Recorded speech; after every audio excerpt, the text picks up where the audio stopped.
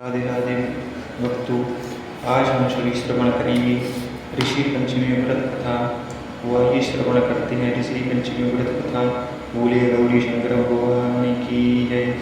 एक बार श्रुताश्व ने ब्रह्मा जी से कहा कि हे पितामह, कृपा करके मुझे नारी जाति की उद्धार एवं सर्व सुखों को देने वाले कोई उपाय बताइए। तब ब्रह्मा जी बोले, हे राजन, मैं आज तुम्हें नारी के उद्धारक समस्त पापों को नष्ट करने मनोवांछित फल देने वाले व्रत के संबंध में बताता हूँ।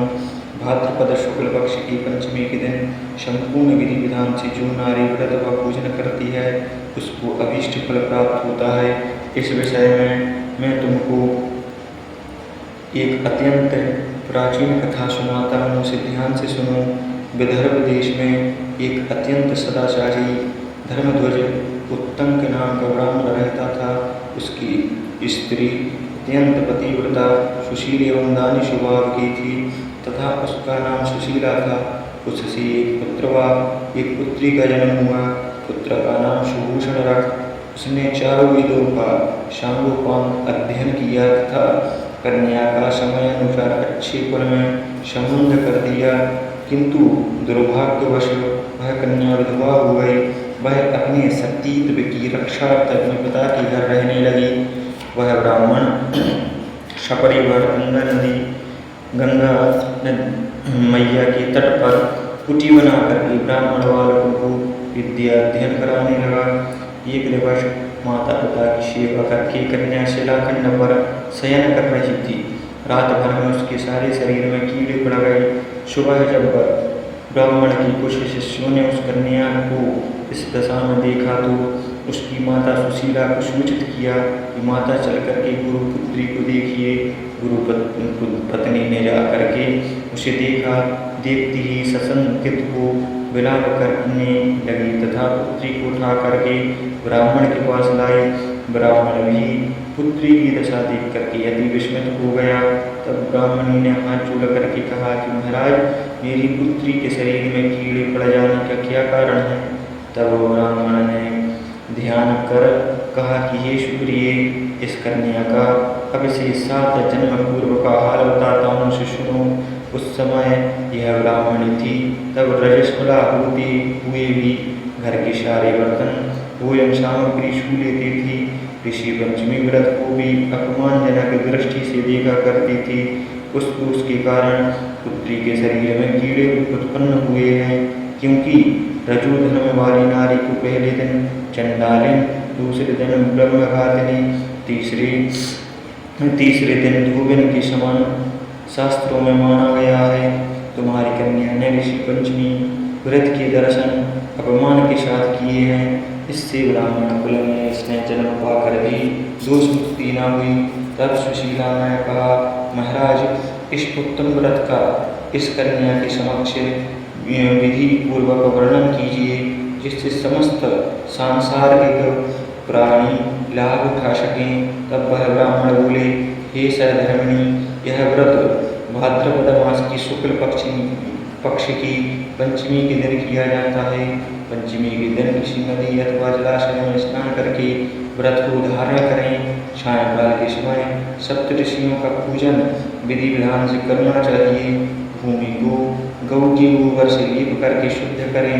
वहाँ अष्टदल कमल बना करके नीचे सप्तऋषियों की स्थापना कर प्रार्थना करें। महर्षि कश्यप, अत्रि मुनि, भारद्वाज, विश्वामित्र, गौतम, जमदग्नि, वशिष्ठ महर्षियों की स्थापना कर आचमन, स्नान, चंदन, फूल, फल, दीप, नैवेद्य आदि से पूजन कर व्रत की सफलता की कामना करनी चाहिए।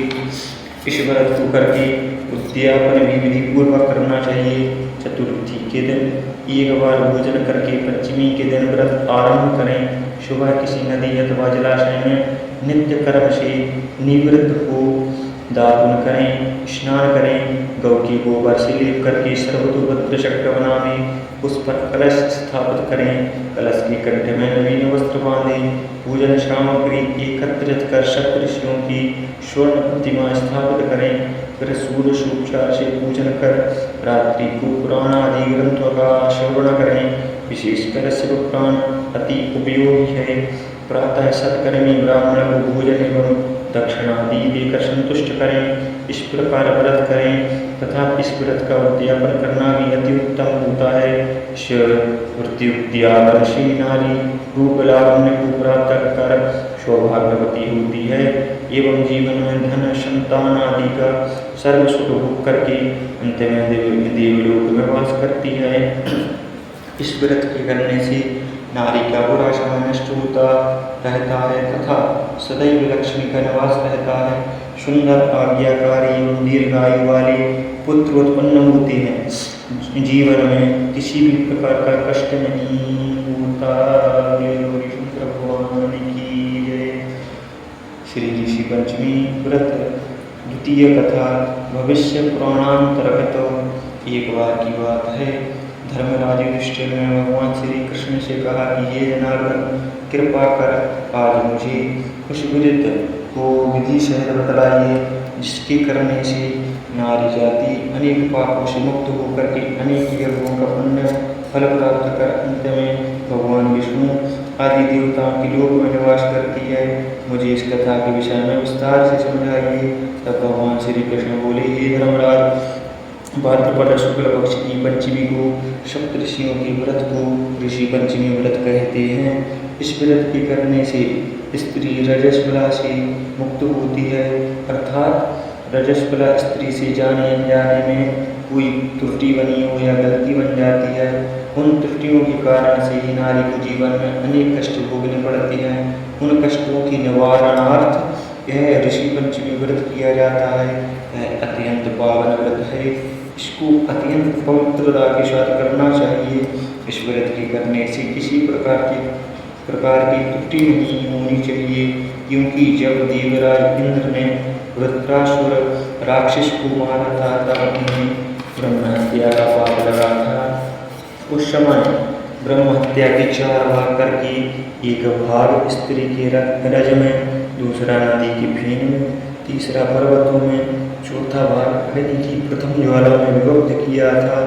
इससे हर वर्ण जाति की नारी को रजस्वला होने पर पहले दिन चांडालिनी, दूसरे दिन ब्रह्मघातिनी, तीसरे दिन धोबिन के समान दोषी माना जाता है। इससे उन दिनों में किसी भी वस्तु को छूना मना है। छूने से वह वस्तु अपवित्र होकर दूषित हो जाती है। ऐसे ऋषि पंचमी व्रत के करने से वह दोष मुक्त होकर के नारी मोक्ष को प्राप्त होती है तथा पवित्र हो जाती है। हे राजन, विदर्भ देश में एक सेनजित नाम का अत्यंत प्रतापी, यशस्वी तथा न्यायप्रिय राजा था। उस राज्य में एक सुमित्र नाम का विद्वान ब्राह्मण था। उसकी पत्नी, जिसका नाम जयश्री था, ऋषि काल में अचानक रजस्वला धन को प्राप्त हो गई और वह समय अनुसार भोजन आदि प्रत्येक वस्तु छूती रही। इस प्रकार समय होने पर दोनों ही पति पत्नी की मृत्यु हो गई। मरने के बाद पुनर्जन्म में ब्राह्मणी को दिया तथा ब्राह्मण को बैल का जन्म मिला तथा अपने तप के प्रभाव से दोनों अपने पूर्व जन्म की पूरी बातों का स्मरण था। वह दोनों अपने पुत्र के घर पर पले हुए रहे। एक दिन श्राद्ध पक्ष में ब्राह्मण पुत्र ने अपने पिता की श्राद्ध तिथि के दिन विधि पूर्वक ब्राह्मण को भोजन करवाने का सोचा था।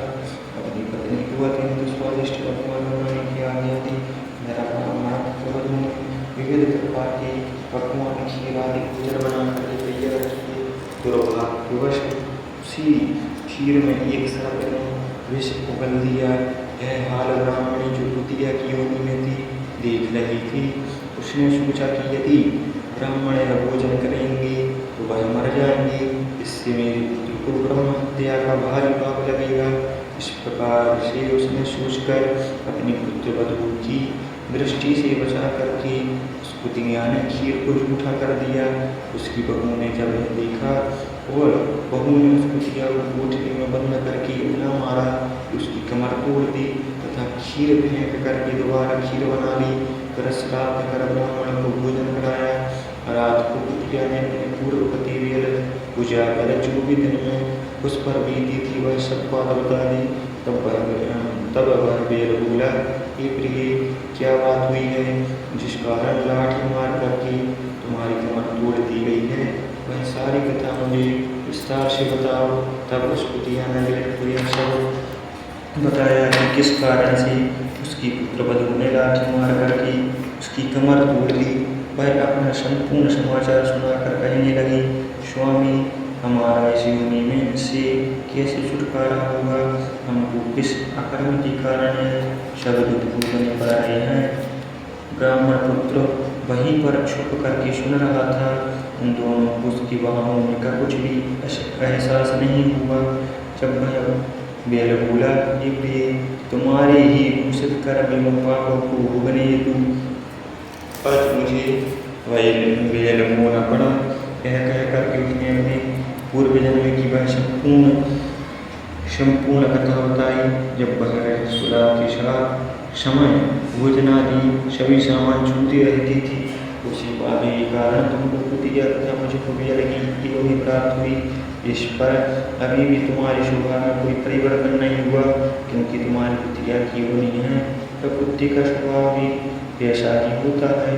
उसी स्वभाव के कारण तुम्हारे ऊपर इन सब बातों का कोई असर नहीं है। देखो, यह पूरा परिवार हमारे पिछले जन्म का ही परिवार है। वह मेरा पुत्र है। इसने आज मुझे पूरे दिन मुँह बांध करके किले में चलाया। घर पर इसकी पत्नी ने मेरे नाम का श्राद्ध किया और मेरे ही नाम से ब्राह्मण भोजन कराया, जबकि सुबह से मैं निरंतर हल में चल रहा हूँ। अभी तक मुझे खाने को चारे का एक तिनका भी नहीं दिया। यह सब तेरे उस कृत्य का ही प्रभाव है। उन दोनों की पूरी बात सुनकर के उसके पुत्र को घोर कष्ट हुआ और वहाँ से आकर के उन बैल एवं कुतिया दोनों माता पिता को भोजन दे करके वह उनका पुत्र अत्यंत दुखी हो वन में चला गया। भटकते भटकते वह एक ऋषि के आश्रम में पहुँचा। वहाँ उसने कुछ समय बताया। एक दिन सुबह जान करके ऋषियों से पूछा कि हे दयालु, मेरे माता पिता कुतिया तथा बैल की योनि भोग रहे हैं।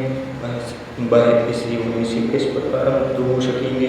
कृपा कर मुझे कोई उपाय बताएं जिससे कि मेरे माता पिता को मोक्ष मिले। तब ऋषि बोले, पुत्र, तुमको यह सब कैसे ज्ञात हुआ? तब उस ब्राह्मण पुत्र ने ऋषि को वह सारी कथा जो पहले रूप में अपने पिता के द्वारा सुनी थी बताई। वह भी बताया कि इस योनि को भोगने में मेरी माता जी अधिक दोषी है। उन्हीं के पिछले अपराधिक कर्म के कारण पिताजी को भी योनि भोगनी पड़ी तथा अब वह दोनों ही मेरे घर पर हैं। हे ऋषिवर, कृपा कर कोई ऐसा उपाय बताइए जिससे मेरे माता पिता की यह योनि छूट जाए तथा उनकी संपूर्ण दोष नष्ट हो जाए। ऋषि बोले, पुत्र, तुम धन्य हो।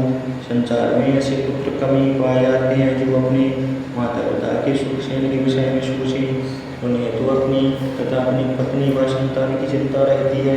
तुमने अपनी माता पिता की मुक्ति हेतु सोच करके हमको आनंदित किया। ये पुत्र सुनो, पूर्व जन्म में तुम्हारे माता पिता मुनियों की निरंतर सेवा में रहा करते थे। तुम्हारी माता जब आयु धर्म से थी तब वह ऋषि सेवा कार्य करते रहे। उस समय उनके द्वारा छू जाने वाली हर वस्तु दूषित हो गई। इस प्रकार ऋषियों पर भी प्रभाव पड़ा। तब उनको ऋषियों ने गुप्त रूप से श्राप दे दिया। उसी से तुम्हारे पिता ने बैल तथा माता ने कुतिया का जन्म पाया है। अब इसके मोक्षार्थ तुम घर जाकर के भाद्रपद शुक्ल पक्ष की पंचमी को ऋषि पंचमी व्रत करो तथा दोनों ही पति पत्नी उस व्रत का फल माता पिता के हित में संकल्प कर दो। तब भी इस पशु योनि से मुक्त हो जाएंगे तथा स्वर्ग में आनंद करेंगे। तब इस व्रत तथा पुण्यकार से तुम्हारे माता पिता के आशीर्वाद से तुम भी व्रत करते होगे, तुम्हारा कार्य भी निष्फल न होगा। अतः तुम यह कार्य दोनों प्राणी मिलकर श्रद्धा पूर्वक विधि विधान से करो। ऋषि की बात सुनकर के ब्राह्मण पुत्र अपने घर आया तथा पत्नी को संपूर्ण समाचार बतलाया।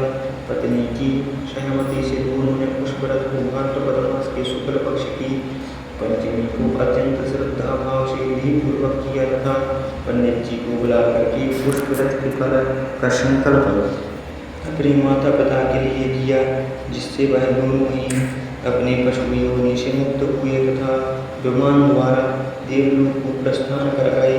हे राजन, जो नारी इस व्रत का संपूर्ण विधि के साथ अत्यधिक श्रद्धा भाव से पालन करती है तथा सप्तऋषियों का पूजन आदर सहित करती है। वह भयंकर प्रजस्वला दोष से मुक्त होकर के धन धाम पुत्र पौत्र आदि का सुख भोगती है और सौभाग्यवती होकर के अमर पद को प्राप्त करती है। इसीलिए इस व्रत की करने से नारी जाति का समस्त पापों से उद्धार हो जाता है। यह विशेषकर नारी के उद्धार का ही व्रत है। पुत्र आत्मा तुष्टि हेतु दंपत्ति भी कर सकते हैं, जो फल अनेक तीर्थों के करने से प्राप्त होता है, वही फल एक बार इस व्रत के करने से प्राप्त होता है। एक विदुष्टर इस व्रत का महान फल होता है। बोलिए गौरी शंकर भगवान की